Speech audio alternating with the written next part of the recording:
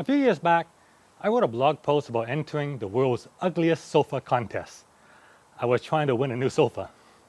I got quite a few comments asking why I didn't just buy a new sofa instead of entering a contest to win one. After all, the cost of a new sofa would not make much of a dent in my blog's income. To answer that question, I need to share with you the best piece of financial advice I ever got. It's not what you make, it's what you keep. You see, it really doesn't matter how much money you make. What matters is how much you get to keep at the end of the day. There are tons of people who make a lot of money and spend every cent they make and more. They drive all the fancy cars, go to the fancy clubs, and live a millionaire's lifestyle. Only they're not millionaires. In Miami, they're known as $30,000 millionaires. They make $30K a year, but live like they make $1 million. Thanks to low-cost leasing and zero-down financing, anyone with even a modest income can project the image of a millionaire.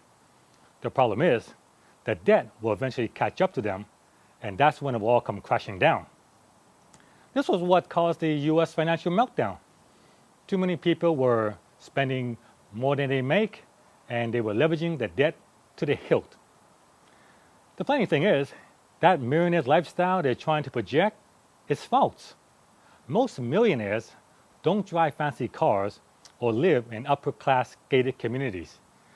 They're more likely to live in a middle-class neighborhood and drive a domestic sedan.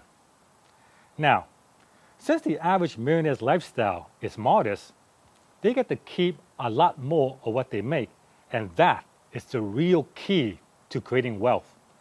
By investing most of my blog's income into various investments instead of using it to buy a new sofa, my investment income is starting to approach my blog income. Best of all, investment income is 100% passive, and I love passive income. My goal is to have my investment become the biggest income source, and to do that requires that I dump huge amounts of cash into it every single month. Therefore, you'll see me enter a contest to win a sofa before spending the money to buy one. You can be broke at any level. Just because someone makes a lot of money doesn't mean he's rich. There are tons of rich broke people, or broke rich people. I'm not shocked one bit that 4 out of the 6 real housewives of Orange County had their houses foreclosed on. They were all trying to live a lifestyle that was well beyond their means, and that gated community that they live in encouraged this keeping up with the Joneses mentality. Most people who live in gated communities are not millionaires.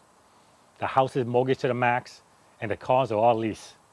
They have no real assets and can't do any savings because they spend every dollar they make buying depreciating toys to keep up with the couple next door who is trying to keep up with them.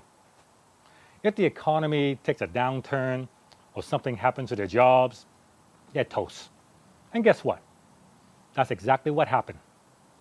After that massive bank bailout, the New York Times ran an article on how it was impossible for bankers to live on only $500,000 per year. That was the amount President Obama set as the top pay for banking executives whose firms accepted government bailout money.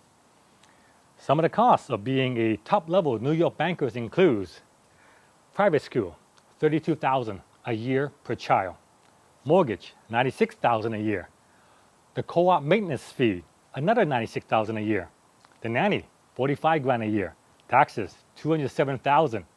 We're already over $500,000, assuming 2 kids in private school, and we haven't included the essentials like the summer home, car and driver, club membership, personal trainer, personal assistant, the wife's clothing allowance. No, that's going to cost money. Dining out, food. Don't be too impressed by someone just because he makes a lot of money. You can be broke at any level. My advice?